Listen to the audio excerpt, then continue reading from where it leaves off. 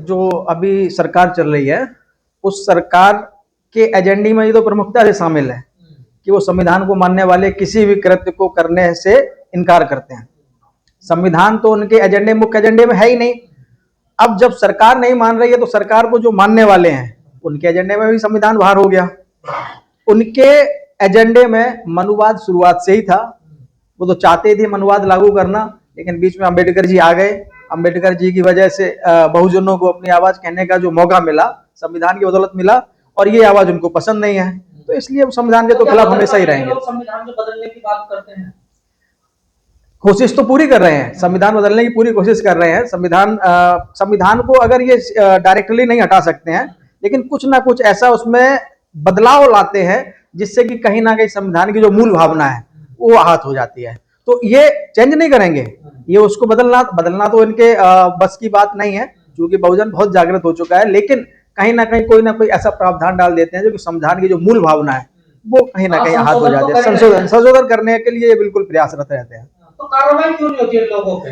कार्रवाई होगी। कार्रवाई ऐसा है, देखिए अभी क्या है कि अभी का जो ये प्रशासन शासन जो चल रहा है, इस शासन और प्रशासन ने जितनी भी प्रशासनिक संस्थाएं हैं, जितनी भी संवैधानिक संस्थाएं हैं, उन सभी संवैधानिक संस्थाओं पे अपना कब्जा जमा लिया है।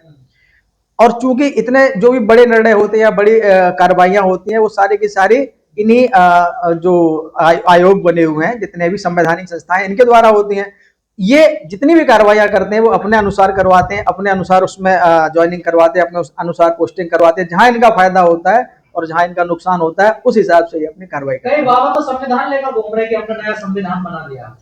बिल्कुल, अभी देखिए आप, कोई हिंदू राष्ट्र बना रहा है, कोई सनातन को जागृत करने आया हुआ है। लेकिन ये जितने भी हिंदू राष्ट्र बना रहे हैं या सनातन को जागृत करने वाले आ रहे हैं, आपने कभी देखा है कि जब किसी दलित को घोड़े पे नहीं चढ़ने दिया जाता है तो ऐसा कोई हिंदू राष्ट्र बनाने वाला उसके समर्थन में जाता है क्या उसके गांव में? कभी आपने ऐसे किसी व्यक्ति को, इस जो पूरा ठेका ले लिया इन लोगों ने पूरे देश का, क्या कभी ऐसी किसी घटना के में जाकर के अपनी प्रतिक्रिया दी या वहां जाके उसको घोड़े पे बैठा के उसका मनोबल बढ़ाया? कभी भी ऐसा कोई भी व्यक्ति ऐसी किसी घटना के लिए ना तो बयान देता है और ना ही वहां जाकर के सामाजिक संदेश देने की कोशिश करता है। एक बाबा है, वो कह रहे हैं कि जो लड़कियां 25 साल में शादी करती हैं वो 4-5 जगह मुंह मार कर आती हैं। देखिए वो बाबा नहीं है, वो कॉमेडियन है। जिसकी आप बात कर रहे हैं वो बाबा है ही नहीं, वो तो कॉमेडियन है। वो अनुद्राचार्य कॉमेडियन है, वो बाबा नहीं है। क्योंकि उसकी जो टीआरपी है वो रील से आती है।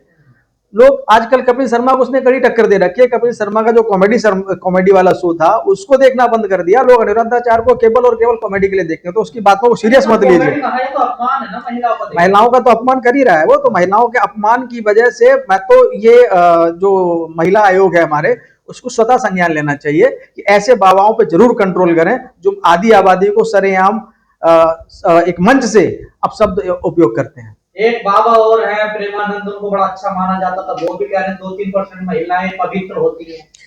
देखिए अब ये क्या है, कंट्रोवर्सी का जब दौर होता है तो उसपे बयान पे बयान चालू हो जाते हैं। साध्वी रीतम्बरा जी हैं, उन्होंने भी एक बयान दिया। ये प्रेमानंद जी हैं, उनका भी बयान आया है। तो ऐसे ये एक दौर चल गया है कि सभी को उस पर कुछ ना कुछ राय देनी है। लेकिन मुझे लगता है कि राय ना दें, इन लोगों को आदि आबादी का सम्मान करना चाहिए। आपने एक जिस चीज को लेकर, आप जिस धर्म को लेकर या जिस चीज की मान्यता आप बढ़ा रहे हैं, उस धर्म में महिलाओं की तो बहुत ही इज्जत थी और बहुत देवियों का रूप माना जाता है, तो उनको उसी तरह से रहने दें, आप अपमान ना करें। तो क्या इनकी ये मानसिकता ऐसी है, ये जो धर्म के अनुसार बोल रहे हैं इस प्रकार, जैसे पहले महिलाओं को? दरअसल मानसिकता बना दी गई है, ये महिलाओं के अपमान करने की मानसिकता बना दी, क्योंकि महिलाएं अब निखर रही हैं। महिलाएं इस देश की आर्थिक चीजों में सहयोग करने लगी हैं। महिलाएं अपने घर को चलाने में सहयोग करने लगी हैं।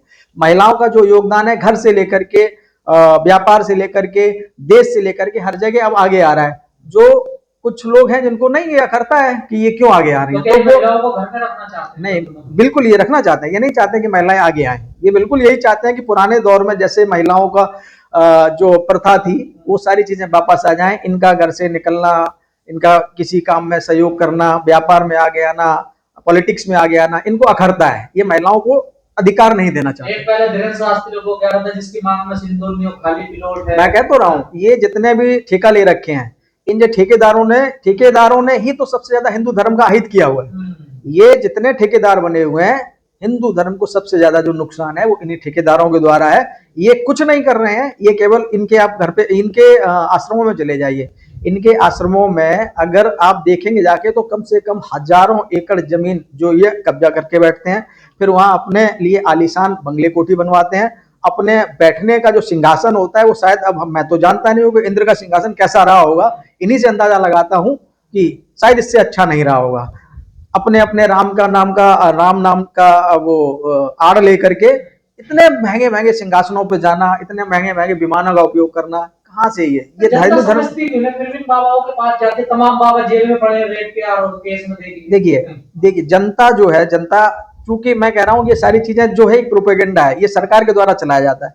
सरकार का जो मुख्य उद्देश्य है वो है सबसे पहले लोगों को शिक्षा से वंचित करना।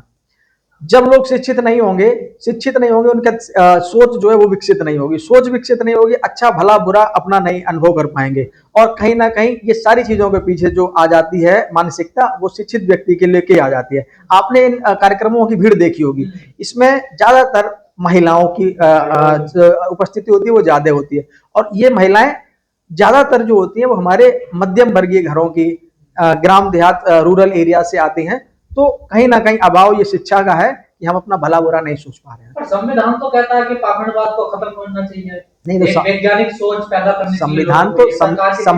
संविधान तो हमें सारी सही चीजें ही बताता है, लेकिन उस संविधान के पीछे तो ये पड़े हुए हैं ना भाई। ये क्या कर रहे हैं, ये संविधान, ये मनुवाद को बढ़ाना चाहते हैं, ये मनुस्मृति लाना चाहते हैं। ये कहते हैं कि मनुस्मृति, अभी एक शंकराचार्य जी हैं, उनका बयान भी आया था कि हम जाएंगे तो हम हमारे लिए संविधान बड़ा या मनुस्मृति, तो उन्होंने शायद मनुस्मृति को बताया था। तो फिर ये तो इनकी सोच में बसा हुआ है कि संविधान ने इस देश के सबसे वंचित वर्ग को, सबसे उपेक्षित वर्ग को, सबसे कमजोर वर्ग को अधिकार दिए। वो अपनी बात कहने लगे, वो पढ़ने लगे, वो अच्छे अच्छे संस्थानों में जाने लगे, जो कि इनको जो एक छत्र राज था उन्हें बर्दाश्त नहीं हो रहा है कि कैसे ये हमारे साथ बराबर में बैठने लगे, हमारे साथ बराबर में बैठ के बातें करने लगे, कैसे हमारे बॉस भी बनने लगे। तो ये चीजें इनके बर्दाश्त से बाहर हो रही हैं।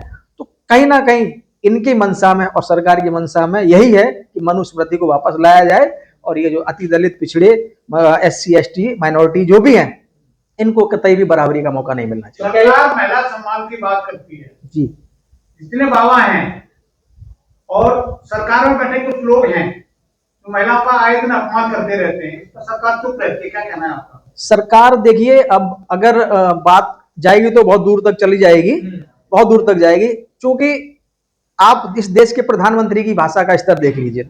इस देश के जो प्रधानमंत्री हैं माननीय मोदी जी, उनकी भाषाओं में, उनके पुराने भाषणों में किसी को बार डांसर बोल देते हैं, किसी को लाखों करोड़ों रुपए की गर्लफ्रेंड बोल देते हैं, और कभी किसी महिला का किसी भी महिलाओं को या पूरे देश की महिलाओं को सिंदूर का अपमान करने लगते हैं। सिंदूर लगाने के लिए भी एक मुहिम चला देते हैं। कभी किसी के मंगलसूत्र के बारे में बात करने लगते हैं।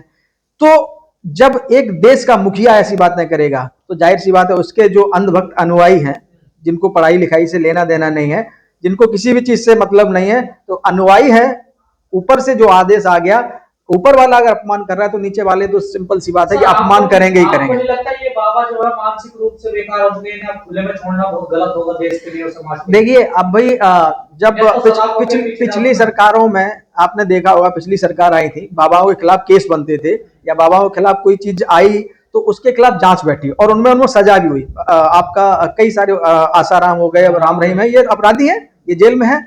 लेकिन आज की सरकारों के दौर में क्या चल रहा है कि इन बाबाओं पे कोई कार्रवाई नहीं होती है, बल्कि इनको TRP मिल जाती है, इनको हाईलाइट किया जाता है। और बड़े बड़े देश के प्रधानमंत्री से लेकर के और उस राज्य के मुख्यमंत्री, वहां का जो भी विपक्ष का, वो सब धीरेन्द्र शास्त्री के आश्रम में जाकर के उद्घाटन में कार्यक्रम में जाते हैं, छोटा भाई बताते हैं। तो फिर आप बताइए उनका मनोबल कितना, आपके या हमारे किसी भी नॉर्मल व्यक्ति की क्या ये औकात है कि उसके समक्ष हम बैठ सकें? तो उनका मनोबल बढ़ाया जाता है। और मनोबल कौन बढ़ा रहा है? तो ऐसे विश्वगुरु बनेगा भारत। विश्वगुरु तो देखिए, विश्वगुरु की जो परिकल्पना है, विश्वगुरु तो आप अभी ये समझ लीजिए कि अभी एक हमारे देश में एक बहुत घटना हुई थी पहलगांव की, सभी को पता है। और कैसे सेना की आड़ लेकर के, सेना की आड़ में सरकार अपने प्रोपेगेंडा को भुना रही है। उस विश्वगुरु के निर्देश पे विश्वगुरु के ने क्या किया, अपना एक प्रतिनिधिमंडल पूरे विश्व में भेजा। जब उससे काम नहीं चला तो फिर खुद जा जाके पूरे देशों में घूम रहे हैं। लेकिन कहीं ना कहीं ये पूरा का पूरा जो ऑपरेशन हुआ या पूरी की पूरी जो कार्रवाई हुई, ये कहीं ना कहीं हमारी सरकार की विफलता को दर्शाती है। मैं नहीं समझता कि अगर आप अपने देश के आम जनता को मजबूत नहीं करेंगे तो आप विश्वगुरु कहलाने लायक रहेंगे।